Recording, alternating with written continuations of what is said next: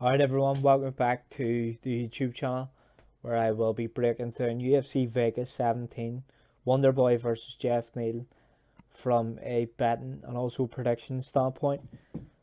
Now this is the final card of the year. It's been a crazy 2020, not only from just the world's perspective, but from betting perspective, especially with UFC coming back after lockdown, and like the live betting lines were crazy because everyone was watching the UFC because there was no other sports on, and I just that's probably the best run of form I had back then. So it was brilliant. Fuck, it was unbelievable. But you know, it's been a long year, so it has, especially with UFC coming back after COVID lockdown. The first one, it was just balls to the wall with cards every week, and some weeks there was 3 cards in one week. Some Fed Island event, or some events over in Fed Island, there was 3 in one week. There was one on the Saturday, there was one on the Wednesday, and then there was one on the following Saturday. So it's just crazy, especially from a handicapper's perspective. Just eating tape and just going through fights. It was obviously good to do, especially with a lot of people getting laid off and work and all that type of stuff. And then you just had a income stream open where you could make money from betting on fights and not always being open. So it was great in that way. But saying that, as I say, post lockdown, it was just cards every week, and especially with Contender Series coming back in August and September, and then some in November again. You're just like, Jesus Christ. And then some Bellator, and then Cage Warriors we had earlier this month. You're like, whoa. I don't know how some other people feel. I just need a bit of a break from tape study and stuff, so I'm going to cherish every moment. This 1 month break we've got coming up here after tomorrow night's fights. So it's just going to be good to recharge batteries and stuff. It's funny because I look at tape study like this. If any's ever played any sports or whatever, like football, soccer, tape study's like the training. Not everyone likes it, but come match day, everyone loves it. That's what the events I love, have no problem with. Class, I like it. Really gets me in the zone and stuff, but the tape study and stuff, that is just draining. Especially 2 times a week. But here we are, we're getting a 1 month break, ready to go back at it in January, looking to finish the year strong with this card, UFC Vegas 17. Now there has been some pullouts on it, but it's still a good card for betting, decent card for betting. So we have two pre-fight bets, and then obviously live bet available for members. So if you're interested, fire me across a DM on Twitter. I'm going to be doing a special deal for this card, just £10 all access to pre-fight bets and live bets. So get in while you can. Limited spaces available. And yeah, let's hope for a good end of the year. Just to recap, last week we went 1-1 on pre-fight bets. We had 2.5 unit play on Rafael Fiziev, which cashed at -125. Easy cash there. And then we had a 1 unit small play on Peter Barrett at 3-1. Now, that was the value said.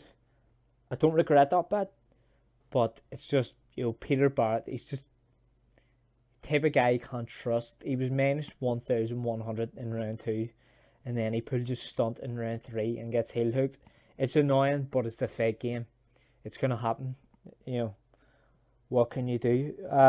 In terms of live betting, so we went 3-1 on live betting. We took Gavin Tucker by decision. 1 unit play after round 2 at -160. We took fight to go to distance, -150 between Mackenzie Dern and Verna Jandaroba minus 150. So 1.5 unit play. And then, which case I took Verna. I tipped it a bit late. Not everyone got on the set. But I took Verna at the very end of round 3. I thought, it was close. Like, Mackenzie Dern probably won. No problems with the decision. But I took out just 1 unit. So that was the only live bet lost there. And then Charles Oliveira, we took by decision after round 2. Minus 130, 1.5 unit play. So 3-1 on live bet, 1-1 on pre-fight bet, for a total profit of 6.12 units. So we'll take that, no problem. So I'd say if you're interested, don't be shy. Fire me across a DM on Twitter. Membership inquiries only though. So yeah, we will break down the card from prelims. So Carton Menace from Alaska FC is rebounding following his loss in his UFC debut against Matthew Semmelsberger, where he just got outclassed on the feet. And he didn't look great, to be honest. I sort of had the inclination on that fight that, Carton Menace might not be as good as tape indicates, because he does come from Alaska FC, where, if you know MMA regional scenes somewhat, you'll know that Alaska FC just isn't a good quality promotion, because, well, first of all, the quality of opposition, the quality of fighters there just isn't great, because there's such a small sample size. Because it's such a small region, because it's it's not very populated, which means the fights that they do get aren't the highest of quality. So Carton Menace did look good up in Alaska FC, but when he's come into PFL and UFC, he has got put away. So I don't think Carton Menace is that good, to be honest. He's a stand-up fighter. Decent straight shots, decent 1-2 down the middle, but just he doesn't really offer too much. I'm not very impressed with the guy, to be honest. He's coming up against Chris Giagos, who's coming in on a few days' notice. He's like minus 330. No interest in that fight. I will go with Chris Giagos by decision, so well, but no interest from a betting perspective. Next up, Jimmy Flick versus Cody Durden. Now, I already done a breakdown of this fight about 2 weeks ago for UFC Vegas 16. What card was that? Let me see. Well, Vittori versus Hermanson. So if you're interested in full breakdown for that fight, just go back to my breakdown for that card, because it's full breakdown. Basically, the ins and outs of it are that I like Cody Durden here as an underdog, but I'm not going to bet him, because Jimmy Flick is very dangerous with his submission grappling, and I haven't seen it enough from Cody Durden to basically bet him. But saying that, I think Jimmy Flick will find it hard getting Cody Durden down here with his wrestling background, and I think Cody Durden could piece up Jimmy Flick on the feet and potentially knock him out, because Jimmy Flick has been seen to, when the going gets tough, he shies away, sort of. He turtles up. So Cody Durden by TKO in that one. So Tafon and Chukwi versus Jamie Pickett. So 2 Contender Series alums. Contender Series 2020, that is. Now, Tafon Chukwi, he's fought up as high as heavyweight. Very big guy, very, very muscled out, very fast twitch, explosive striker. He's making his move down to 185 now. Now, I haven't seen the weigh-ins of him. I haven't seen how he looks, so I'm interested in seeing how he looks. making the cut down to 185 first time of his career. So it'll be interesting because he's very big, so he is. He's mostly a striker, very explosive, as I say, fast twitch. Most of his finishes have came in round 1 or 2. So he likes to get people out of there early. As explosive as he is quite technical as well. We've seen that when he put out Matavo in the Contender Series. Matavo was like dipping his head to the right, and Nchukwi just timed the left, lead head kick and just knocked him out. It was brilliant. What worried me about Nchukwi, he was kind of low output in that fight, I noticed, which is never a good sign, but he still managed to get the job done, so can't really critique him too much. So Jamie Pickett, who knocked out Pate on the Contender Series just in August there, who actually bet and tipped out the members live, Jamie Pickett, so it did, because I just seen him, he was the more calm, composed striker, and he was just picking his shots against Pate and ended up knocking him out. Started round 2, just blitzed forward and just got Pate in trouble and just put him away. But saying that, when Pickett has fought sorry about that, when Pickett has fought good level of competition, he hasn't looked as good as some of his other wins against subpar fighters. So he hasn't. Now we've seen him on Contender Series 3 times. Obviously Pate knocked out most recently. Before that we've seen him get wrestle fucked by Soriano, and then before that we've seen him get choked out by Charles Bird in the first round. So Jamie Pickett, I'm not exactly very high on, but he looks to have made some improvements. But saying that, his biggest hole in his game is his ground game, but I don't think that's going to be involved in this fight. So I think it's going to be all stand up fair. Now saying that, if it is all stand up fair, who do I give the edge to? Well, it has to be Nchukwi, because high explosive and high just fast twitch striker he is, and when he seems to touch people, they just seem to go night. So I like Nchukwi here. Would it be willing to play him? Minus 350? Definitely not. But I'll go with Nchukwi by TKO there, so well. Now Jillian Robertson versus Talia Santos. That's a great fight right there. So Jillian Robertson went to the distance for the first time since 2016. And the first time in her UFC career, Jillian Robertson went to decision against Poliana Patello in her last fight there, just 2 months ago. And, we just basically seen Robertson do what she always done in that fight. She goes out and takes these ladies down and gets on top and works her, very good jiu-jitsu game. Jillian Robertson, in my opinion, she has one of the best top games in women's flyweight. So she does, in my opinion. It's up there with the Valentina Shevchenko's and Jennifer Maz, in my opinion. She's a BJJ black belt under Dean Thomas. She just suffocates these ladies when she gets them down. We've seen that with Courtney Casey, Sarah Fruta, Poliana Patello, Veronica Macedo, Molly McCann. The only fighter that she couldn't get down was Macy Barber.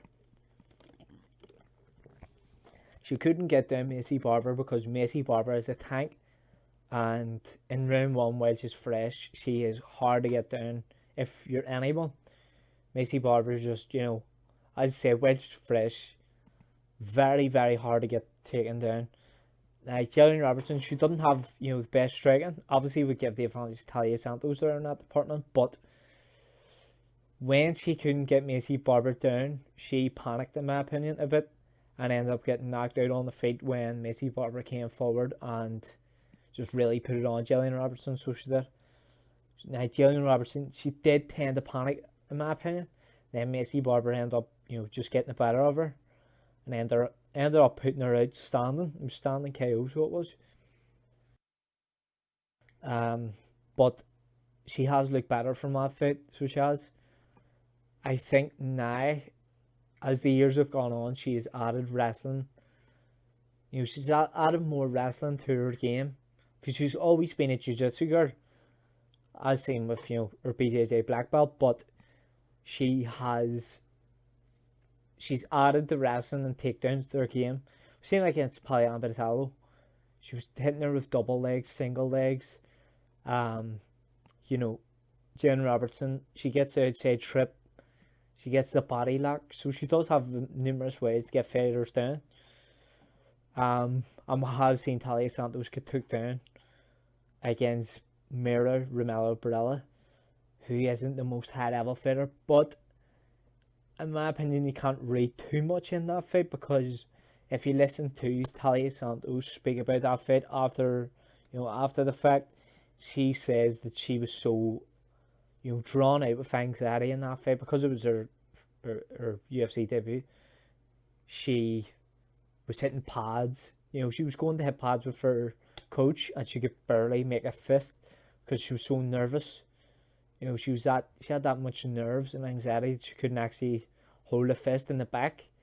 And then when you watch the Romero Barella fight, you actually, you can actually see what she's saying there, because she legit doesn't look the same fighter that we've seen in round 3 in that fight and that we've seen against Molly McCann. Because in round 2 and 3 against Mira Barella, most significantly round 3, and then the whole Molly McCann fight, she's just, the Talia Santos that we seen there was just more assured, more confident, less worried on the fight, of being taken down, and she just looked much better. She looked like a different fighter. She really worked her stand-up game in them, and as I say, Barella round 3, and then the whole Molly McCann fight. And then we've seen the Molly McCann fight, she actually took Molly McCann down and worked her jiu-jitsu game. So Talia Santos, she's ever improving, still young, 27.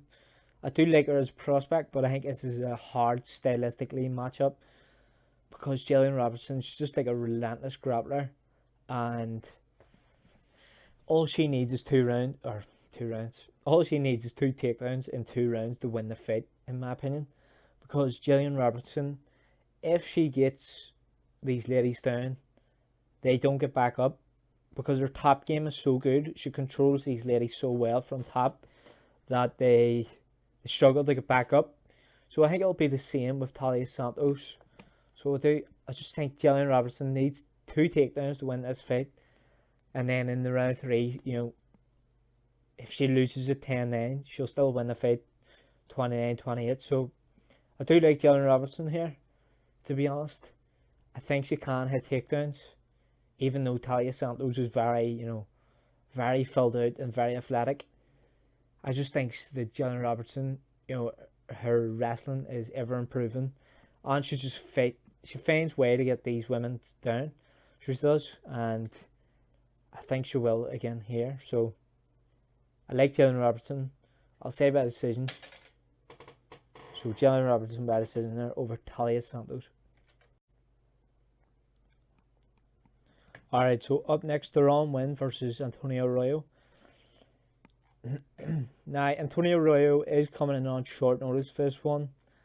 I think it's a few weeks notice at least, though, so it is, because I've seen this fight lined up for pretty sure at least 3 weeks now. Don't quote me on that, but he is coming in on somewhat short notice, because Antonio Braganeta was meant to fight Deron Winn, so he was initially for this card, and then Antonio Arroyo comes in. So that's why this fight is at 195 pounds catch weight. Now that does benefit Antonio Arroyo for this one, because in my opinion, Deron Winn he should be at welterweight, so he should. The guy's 5'6" and he's fighting at middleweight. if he continues to fight at this weight class up against, big, high level guys, he will just get taken out, so he will. Because we've seen Jordan Mearshart take him out and he boxed him up. And Jordan Mearshart doesn't box up many people, so he doesn't. And Deron Winn, he boxed up. He ended up hitting Deron Winn with a 1-2 that rocked him. Then he ends up sinking up a guillotine and submits Deron Winn in third round. And actually bet Jordan Mearshart there, so they got him a 2-1. I'm pretty sure it was live. It might have been pre-fight. Can't remember, but I did bet him at 2-1. Whether it was pre-fight or live, I can't remember. But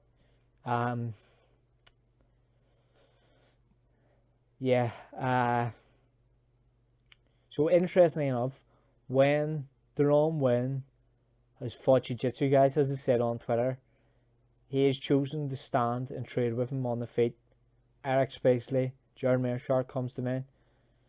But when he's fought a striker, such as Darren Stewart, he's took them down. Now, why didn't he take down Spacely and Mearshart? In my opinion, it's because Deron Winn knows he lacks in the jiu-jitsu department. Because he's a wrestler, he's not a jiu-jitsu artist. And he only started his MMA career 3 years ago. And he didn't have any prior jiu-jitsu experience or anything. So,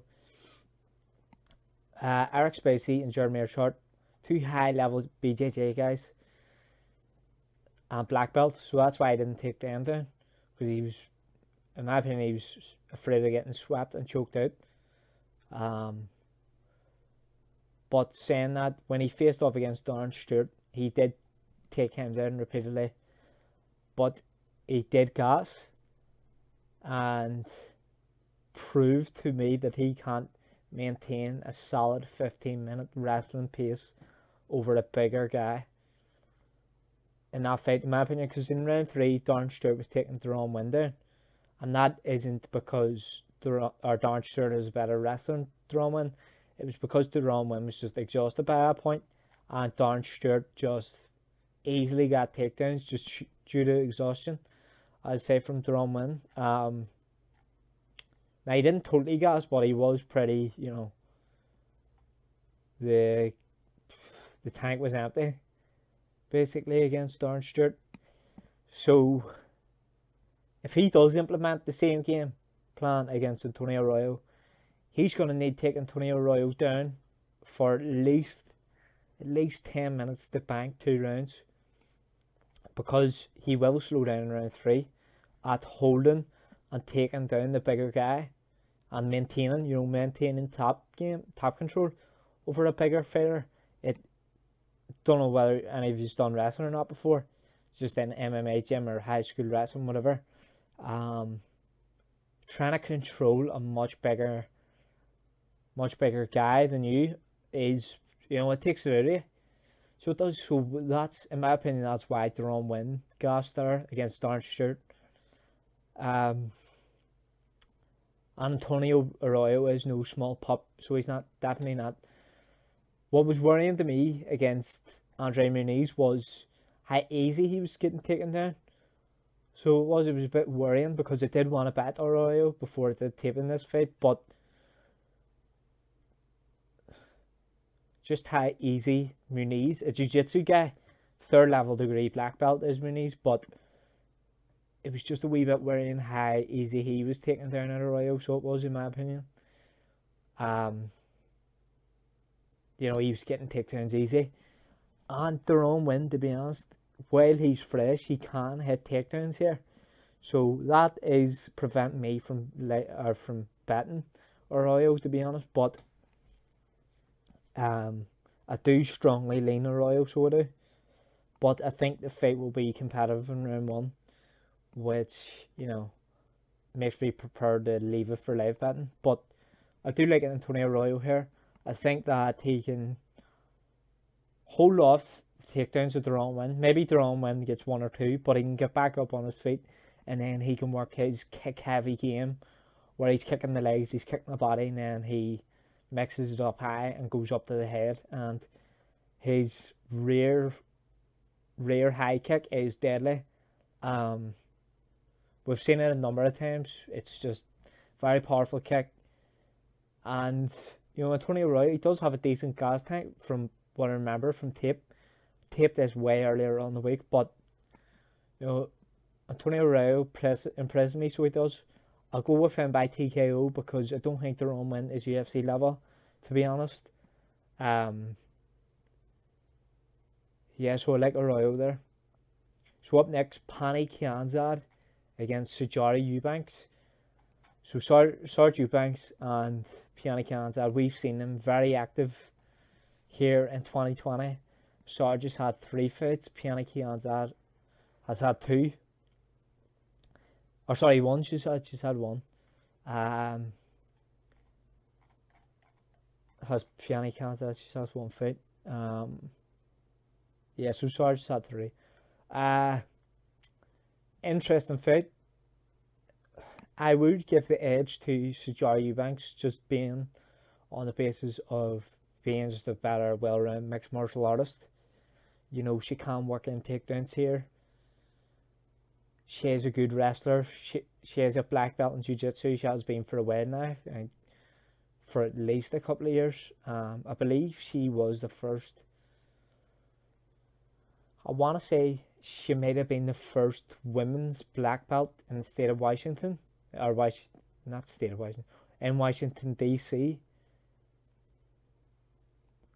Yeah, I'm pretty sure. You might want to check that out, but I'm pretty sure it's the first women's black belt in Washington D.C. So very accomplished grappler, and she has been in the UFC and fighting high level competition for quite a while now. So she has. Sarge Eubanks is a good fighter. She met her match and her superior opponent against Caitlin Vieira last time. Caitlin Vieira is just a much bigger, harder style matchup than Pani Kianzad. So it is, in my opinion, anyway. Caitlin Vieira, very hard to take down. Good stand up. It was a hard fight for Sarge Eubanks. As I say, Sarge Eubanks can mix up her striking and takedowns here, which in my opinion is where she wants to take this fight, because if Kianzad has a hold in her game, it's off her back and on the ground. So it is, but Kianzad is good on the feet and she does have good cardio, in my opinion. So it just depends how Sarge Eubanks chooses to take this fight, whether she goes for the takedowns and takes Pani Kianzad down. She probably will have success and will look every bit of -160 favourite. But if she chooses to strike for the whole fight against Pani Kianzad, she may run into trouble, because I give the edge in cardio to Kianzad. So I do. So this fight just depends on, for me anyway, on how Sarge approaches the fight. But if Sarge chooses to mix it up, she should win this fight. But honestly, it's a bit closer than the current line suggests, but I will go with Sarge by decision there. So up next, Showtime Palace. Staying back up at welterweight for this one against Alex the Greatweight Moreno. So it's an interesting fight. Alex Moreno we've seen, a couple of weeks ago against Rhys McKee here. Rhys McKee from, he's from about 30 miles up the road from me, so he is, in the north of Ireland. But he hasn't proved to be as high level as some people thought. Rhys McKee hasn't. In my opinion, he's just not UFC quality. I don't think he ever has been, but I don't want to shit on the guy or anything. Obviously not, but Alex Moreno really had his way with him there. So he just connected on him the whole fight, and he ended up mixing up, into takedown and stuff, taking Rhys McKee down, getting mount by the end of the fight, and just putting it on Rhys McKee. But it's a very different fight against Pettis here. Obviously, much more high level. Pettis has been around forever. The way that you beat him is either by pressuring him up against the cage and working, a pressure boxing game, or working him up against the cage and working a pressure wrestling game, like people like RDA done, Dustin Poirier done, and so on. Eddie Alvarez done. You know, how to beat Pettis is set in stone, so it is. But, you know, can Alex Moreno do that? I think he can, but whether he will or not, I don't know. Because, what was I going to say? I don't know if he'll be, I don't know if he will have the wrestling to take Pettis down, because Moreno has only took down one fighter, I believe, in his UFC tenure, and has been Reece McKay, who has shocking takedown defense, at a very high level. So he has shocking takedown defense. So that's why Alex Moreno was able to get takedowns there. Will he be able to do it against Pettis? I don't think so. I think this will be a stand-up affair. If he was going to give the edge to someone on the feet, it has to be Pettis. Just much more clean striker. But would I be surprised if Alex Moreno went out and pressured Pettis and ended up just boxing ears off him, throwing big hooks? Probably not. But if it was to lean one way, it would be Pettis' side here. Now, I did see the opener for this fight, which was interesting. Alex Moreno opened plus 270. Anthony Pettis opened minus 350, 360 odds. And I was like, whoa, that's a bit off. Now, I would cap Pettis as the favourite, but I would only say like 60-40. I wouldn't say like fucking whatever that is. Let's see, whatever, American. So what is minus 350? So that's like, 78% implied probability. I wouldn't, no way, no chance. I would give Pettis 60-40 implied probability here, but not what it opened at. You can get Alex Moreno plus 199, but for me, just, I'm just not interested, to be honest. I'd rather see it play out live. I do think Pettis gets it done here.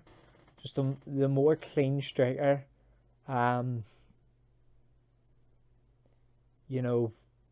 Interestingly enough, has been looking good as a southpaw lately. He used to be an orthodox fighter. He switches his stance sometimes, and he's really been looking good in southpaw. So he has. So interesting that. So I'll go with Pettis by decision there. So up next, Marcin Tybura versus Greg Hardy. This is good match fit. Now you have Greg Hardy, the uber athlete, former NFL footballer player, who has proved many of the doubters wrong in putting together a good mixed martial arts game. So he has. So fair play to him in that one. He has went from putting these guys out very early to changing up his strategy, and now he's more jab and move. He is more willing to get behind his jab and outpoint these guys with his speed, with his length. He's very long, 80.5-inch reach. And really just outvaluing them. That's a tongue twister, that one. These guys with his jab and his stand up, his speed, his athleticism.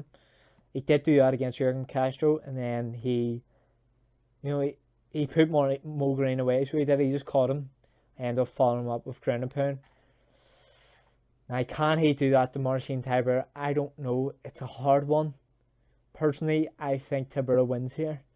I just think he has more avenues to victory, whether it's on the feet with Greg Hardy having to go round one and slowing down, or it's Marcin Tybura taking Hardy down, or it is Marcin Tybura doing his vintage style of fighting up against the cage, double underhooks, smothering head into chest, clinch control.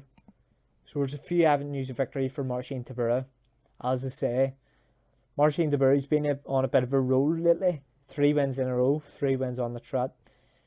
I do like him to win here, sort of, because if Marcin Tybura has problems, it's against these, athletic power punchers. Obviously, Greg Hardy, uber athlete, but I'm not really sold on him being a very, very strong power puncher, especially at the upper echelons of heavyweight. To me, Marcin Tybura just has more avenues to victory, which is why I have to pick him here, to be honest. So up next, Marlon Moraes, the Magic Man versus Rob Font. Now, I went back and forward with this one. I am going to choose Rob Font because I think Magic Man Marlon Moraes is turning around a wee bit too quickly here. So he is, after the Sandhagen KO. That was only 2 months ago, so it was. And it's not a good look, so it's not that they're, coming back too quick. I don't really like it after the quick KOs. Now, on paper, Marlon Moraes does have the advantage. Probably, maybe everywhere apart from cardio. But Rob Font, to me, is just a tough guy. You're either going to submit him or you're going to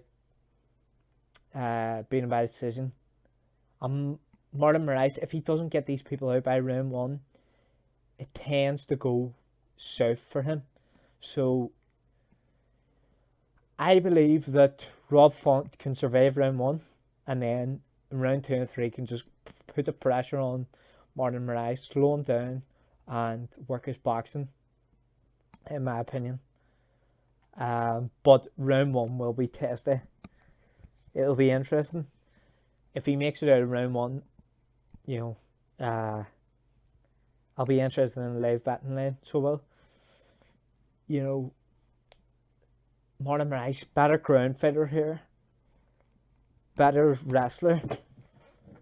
As I say, doesn't have the same level of cardio as Rob Font or toughness, in my opinion. We have seen Moreno get KO'd 4 times now, so we have, and I don't know, he just doesn't seem like the same Moreno we seen head kick, or was it head kick?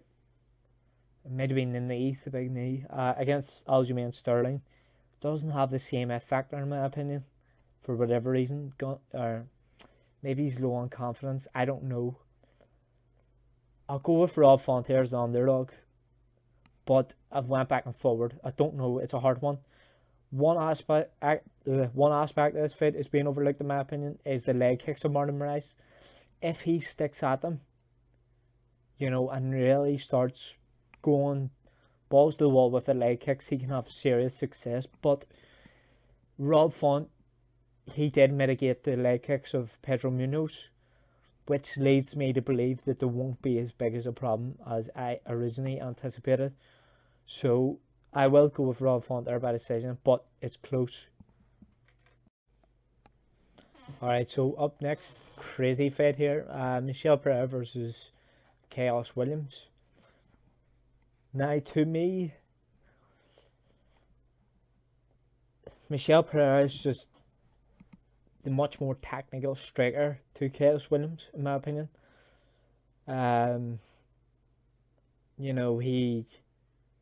Chaos Williams relies a lot on his power. If his power fails him, he goes to his wrestling, which is interesting, because I thought that Chaos Williams is just pure stand-up fighter. He's not. He has decent level of wrestling, and he takes fighters down. That's what he was doing on the regional scene and stuff, which is interesting enough.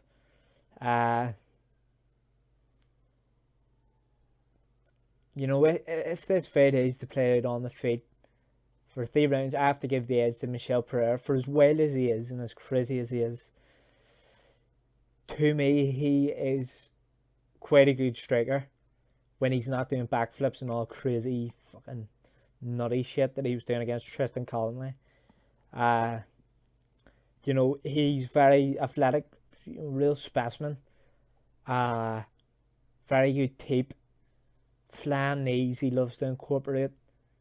Good Muay Thai base. Very, very big for the division. Huge for the division, actually. And it's a tough wake up for him. And then when he rehydrates, he is huge. You know, Chaos Williams, we've seen him two fights in the UFC, you know, two very, very quick finishes. And in the Al Hassan fight, I actually thought he was going to finish Al Hassan. After seeing Al Hassan miss weight for the second time and stuff, I just fancied Chaos Williams to knock him out. So it did, and he ended up knocking him out, but I didn't put any money on it. He was 2-1 too. I was a bit reasonable about that, but it is what it is. I mean, it happens. Chaos Williams, as I say, you know, we have not seen him against high-level opposition past 30 seconds. So we haven't, in round one, we haven't seen it. So it's hard for me to come out and say that Chaos Williams, you know, can win this fight. Or, sorry, should win this fight. In my opinion, Michel Pereira should win this fight, so he should. He's just a much more technical striker. He is long. He is very athletic. You know, we have seen him pushed up against the cage and being knocked out by Tusko Todorovic in Serbia Battle Championship 19, 2 years ago now. But, you know, that was a long time ago. And he's a young guy. He's only 27. He looks to me like he's ever improving. With no crowd, he doesn't look to be fucking about as much, which is good to see, because for as funny as the, you know, backflips and cartwheels and all that shit is, you know, it's as high funny as it is, it's just not rewarding at all. You know, it's just stupid. And there's none of that from Chaos Williams. But to me, the more proven guy is Michel Pereira, so it is, you know, Chaos Williams' regional tape, it isn't great. He looks to have improved quite a lot since joining the UFC. You know, he's only 27. But saying that, you know, there's just not enough out there for me on Chaos Williams. You know, two big wins, don't get me wrong, in Alex Moreno and Al Hassan. But to be honest, Alex Moreno is very well on the feet. Chaos Williams just caught him. Right, fair enough. Great win, fair enough. Al Hassan, I don't think his head's been in the game since the rape situation, to be entirely honest. Since he came back from that, he hasn't looked like the same fighter, with losses to Munir Laziz and Chaos Williams. You know, and I believe he missed weight in both. I believe. I'll have to check out, but Al Hassan hasn't been the same fighter to me anyway. So there is an asterisk beside both of them wins. You know, you can't look into it too much, but at the same time, you know, they're still factors you have to take into consideration when handicapping this fight. You know, it's just a wild fight. I would rather sit back and enjoy it, possibly live bet it, depending on how the fight goes. I would rather do that than pre-fight bet the fight, because I just feel like I don't have a great read on it. I have to give the edge to Pereira because he did look great against Slim Imadaev, so he did. So I have to give the edge to him to win this fight. But I have no interest personally in betting this fight myself. So up next, Jose Aldo Jr. versus Marlon Chito Vera. So great fight this year.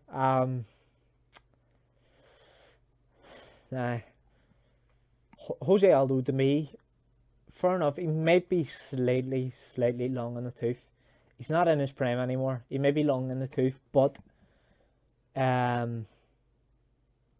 you know, he still is Jose Aldo. And he looks reinvigorated. He looks he just looks great now that he's at 135.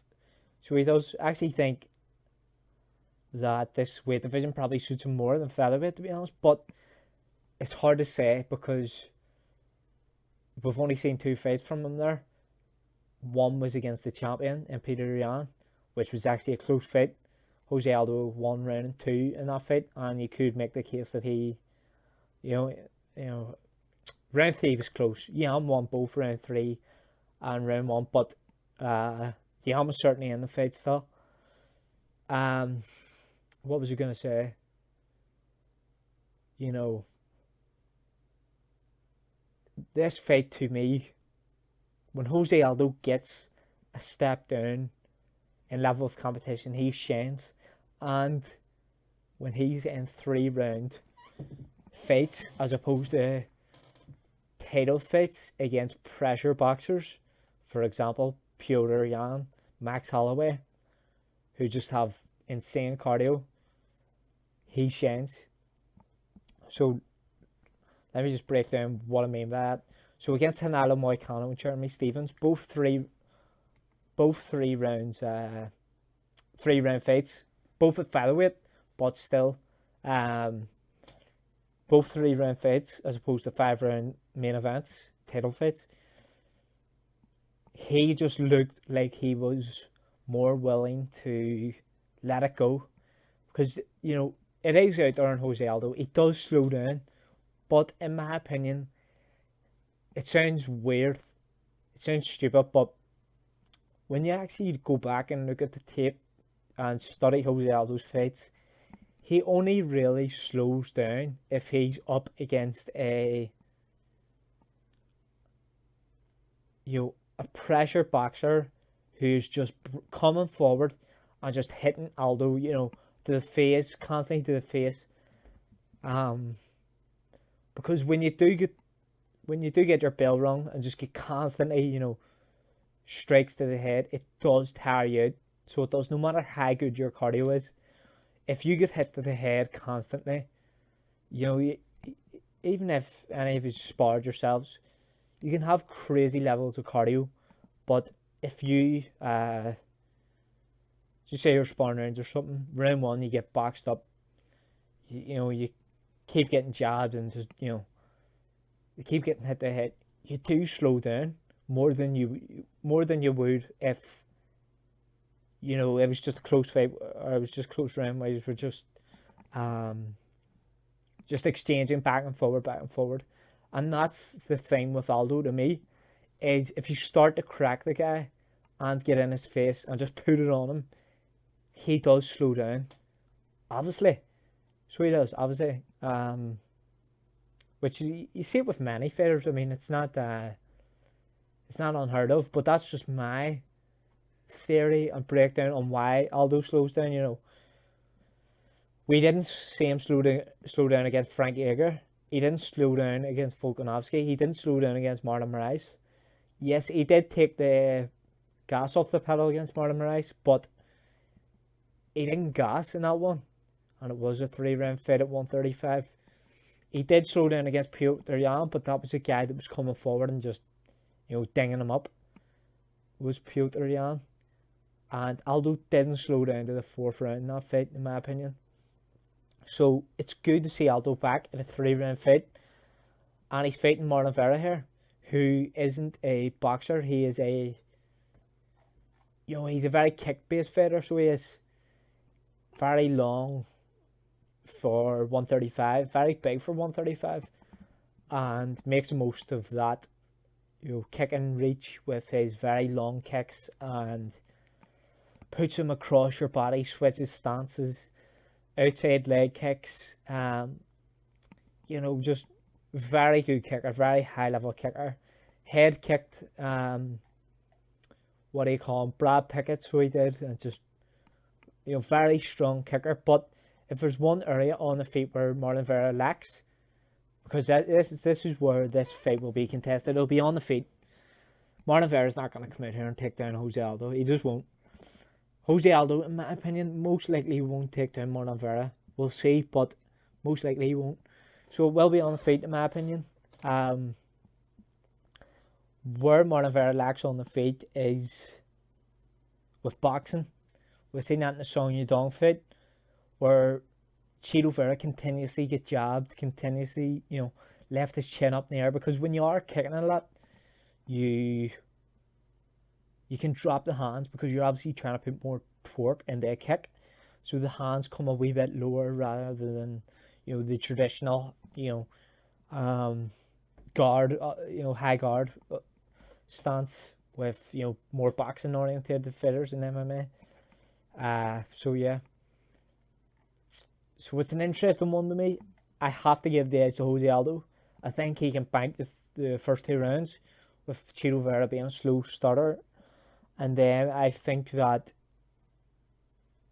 round 3 will be competitive. But I have to give the edge to Jose Aldo because he's not washed in my opinion.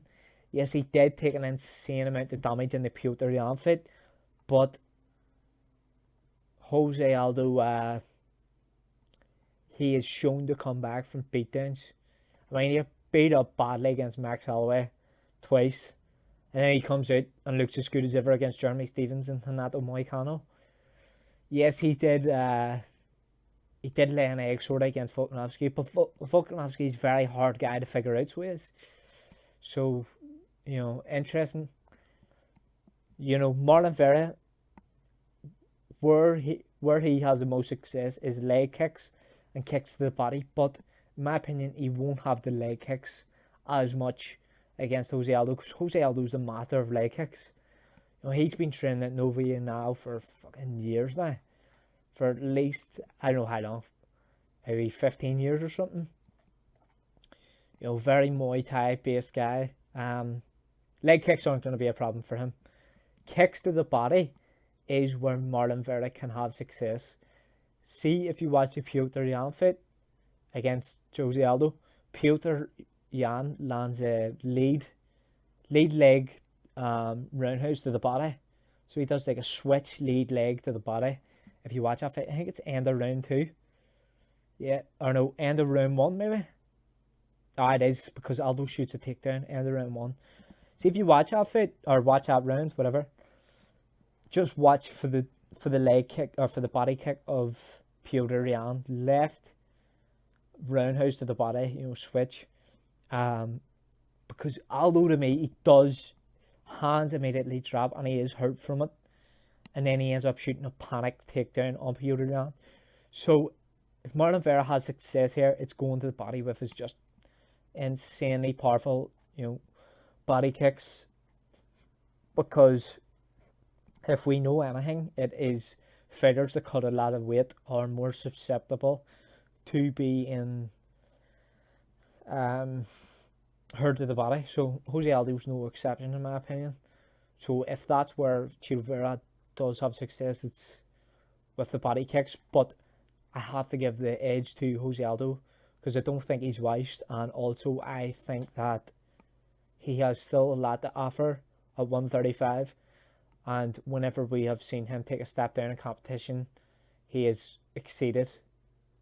So he has. And also, I believe Jose Aldo's boxing will cause Marlon Vera some problems because it is, he does have underrated boxing. So he does for MMA. So main event time, or actually I'll give the method for the co-main. I'll go with Jose Aldo by decision, winning rounds 1 and 2. Chito Vera winning round 3 probably. For the decision victory. Chito Vera is as durable as they come. Can't really see Aldo finishing him. So main event time. So final fight of 2020. Can you believe that? Stephen Wonderboy Thompson versus Jeff Hands of Steel Neal. Interesting fight. I'm seeing a lot of people write off Stephen Thompson. I don't know why, to be entirely honest. To me, Stephen Thompson by far is the best striker at 170 pounds. I don't care what anyone says. Stephen Thompson is just a level above everyone else that's striking at 170 pounds. Even though he got knocked out by Pettis, fair enough. But there was some luck to that. Not luck, but it went against the run of play, so to speak, that knockout, because Thompson was winning that fight. And then the Darnell fight, that decision's just bullshit, so it is. Every other fight we've seen Stephen Thompson have on the fight, he has won in shining colours. So what makes me think Jeff Neal's going to be any different. I just don't think he will. I think that I just think Stephen Thompson will outshine Jeff Neal on the feet. There's nothing that Stephen Thompson hasn't done that or hasn't seen on the feet that Jeff Neal offers. Yes, Jeff Neal's great, but in my opinion, Jeff Neal's, ideal matchup is against a wrestler who lacks in stand-up, which is the opposite of Stephen Thompson. He's a karate-based kickboxer that excels in stand-up. Jeff Neal is a guy that very good takedown defense and just elite stand-up, but is it elite as Wonderboy? I don't think so. In my opinion, I don't think so. So, I like Stephen Thompson here.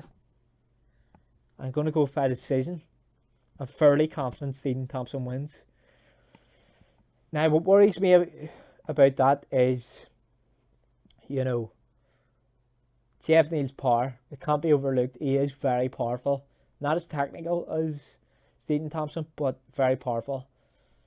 What also worries me as well is small cage, but